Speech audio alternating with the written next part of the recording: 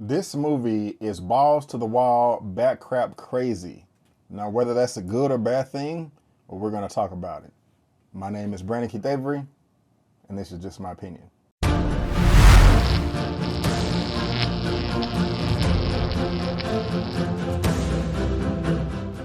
Hey, what's going on, everyone, and welcome back to another episode of Just My Opinion for my movie review for F9, The Fast Saga. And if this is your first time finding me and you happen to like the video, please give me that thumbs up and consider subscribing. So guys, if you did not know, I am a fan of the Fast and the Furious franchise.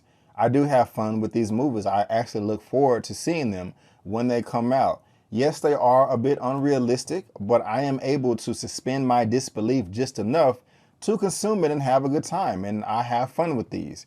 Even when Tokyo Drift ended, the third one in this franchise with director Justin Lin, who also directed F9, I said to myself, wow, is that the end of the franchise? I would have loved to see much more. And we got much more with part 4, which was cool. I don't want to say that I was in love with it, but it was cool. F5 came out, Fast 5 with The Rock. That was even better. I like the addition of The Rock. A bit unrealistic, but I just spoke on that. And then part 6 came out. It was phenomenal. I think to this day, part 6 is my favorite. Part 7, I didn't have a good time with. Part 8, I did have fun with them fighting the submarine. Yes, I know that sounds ridiculous, but I still had fun. I could not stand Hobbs and Shaw. And when I was seeing the trailer for F9, I was just saying, wow, this is ridiculous. Are they going to go to the moon? Are they going to go to space? Are they really swinging from a branch like they're Tarzan with a car? This is nuts. Fighter jets and all this stuff like that. I mean, wow, they are really going crazy with this film. But hey, I was here for it.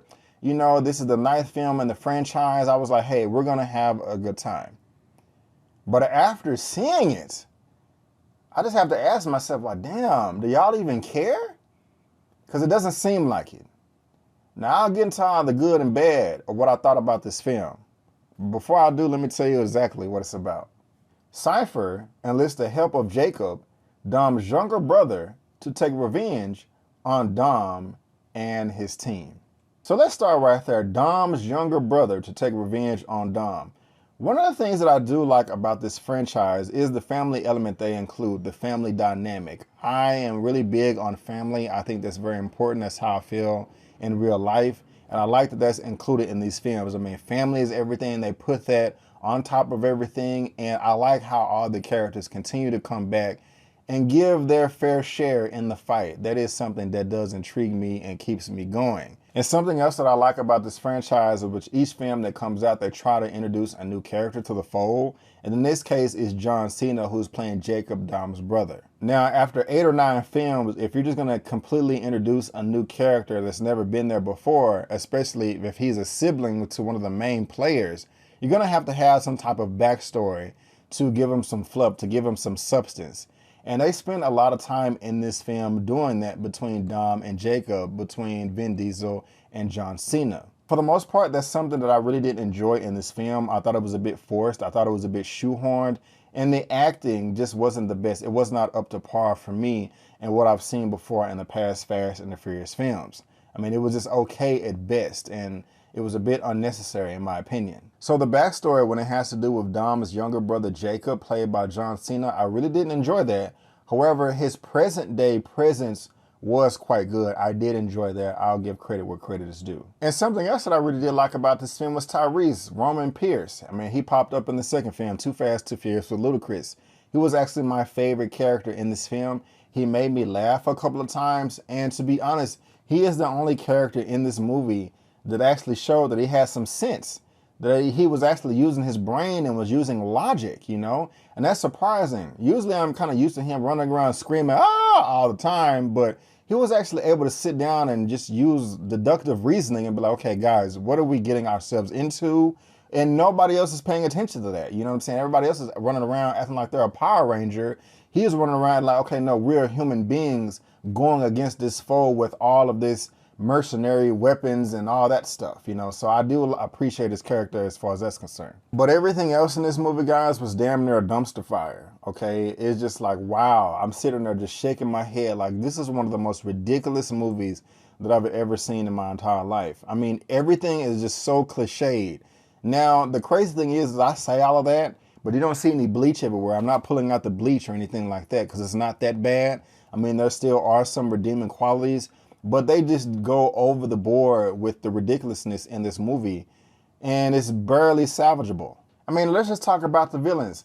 They flip-flop switch back and forth about which side they want to be loyal to more than a fish out of water. And that's frustrating. And I'm pretty sure you've heard a ton of people say mustache twirling villains, but they have with this dude in here with this cheap-ass suit like he just Mr. Suave debonair. And I'm just like, oh my gosh, you might as well just have a crown on your head that says, hey, I'm the villain, and here you go. And then the conflict that you have between Dom and his younger brother Jacob could have been taken years ago if they just would have had a conversation. But now they're trying to kill each other because of a lack of communication. Come on now. And guys, the action in this movie, I will admit the action does look good. You can tell that they put a lot of money into this, but this is just so unrealistic that it makes me want to vomit. Also, guys, there are absolutely no stakes whatsoever in this entire movie. It is as if every character is invincible. Every character is immortal. It's like every character touched that magical star from Mario World and they can just run around through fire, wind, tornado, hurricanes, asteroids, whatever, and they're not gonna get hurt. I seriously think that everybody was bulletproof. Now, to try to give the film some type of credit, they did try to address that with jokes between one character and another.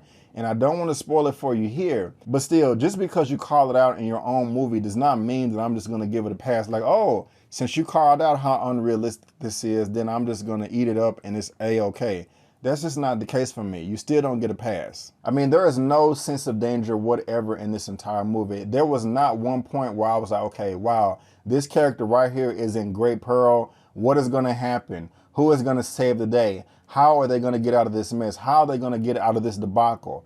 And the reason why that's so bothersome is because I felt that way in previous films in this franchise where somebody was up against the wall or pinned in a corner and they had no escape. I was like, oh man, please don't kill them. How are they going to get out of here? That's not the case with this right here. I mean, it doesn't matter. I would not have been surprised if one of the characters just started flying and going Super Saiyan and shooting laser beams out their hands and eyes. I mean, it got that ridiculous at times.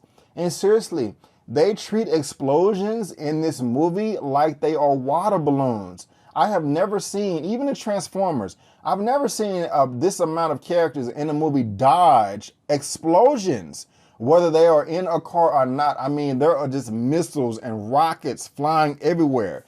I mean, just landing a feet away from the person and they're just able to shake it off and keep running. I mean, it's just like crazy. People are getting shot and not falling down. I mean, I don't care. If somebody is 10 feet away from me and I have some type of automatic weapons, I'm gonna be able to hit them. I mean, and these are supposed to be trained soldiers, trained mercenaries, trained bad guys, but they cannot hit anything. It's ridiculous. I mean, I am just bothered by the amount of stupidity in this movie when it comes to the stunts. I swear, there was one scene to where one truck got berated by like 10 to 12 missiles and just nothing happened. The car just kept going and driving and it's just like nonstop. And in this movie, nobody values life at all. I can understand that coming from the bad guys, but I'm speaking about the good guys in this film too. The family that we're supposed to cheer for. Dom and his team, Dom and his family. If you've seen it in the trailers, there's a giant magnet or magnets that they use and they're just so irresponsible when they use it. I mean, they are destroying property left and right. Innocent bystanders should all be dead. I'm like, okay, what are y'all doing? Do y'all not care if y'all are just killing innocent people standing by? They should all be dead. But no, they just ignore that because they have to make a movie and it has to top the last one for some reason. I mean, they just don't care. I mean, like, you are the good guys. You're supposed to, I understand that you're trying to go after the bad guy, but you're supposed to try not to kill innocent people on the streets as well. They're just like, F it, let's blow everything up. I mean, just imagine if you're just in your car on the sidewalks, not on the sidewalk, but on the side of the street, and then people just come racing down with explosions galore. Like this is Avengers Endgame or something like that. And that's how the characters are treating the situation that they're in. I'm just like, what are y'all doing? Y'all are worse than the villains. This is ridiculous. Throw science and physics completely out the window. I mean, if I was a scientist or a doctor, I would feel so disrespected by watching this movie. I mean, it's not plausible remotely, not to the smallest degree, some of the stunts they pull off. I mean, you've seen it in the trailers how Tyrese and Ludacris are in a spacesuit.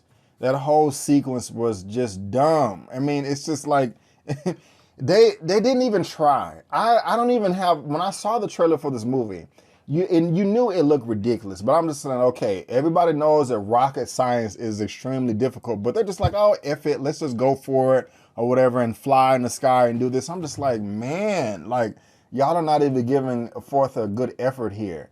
And I'm supposed to accept this?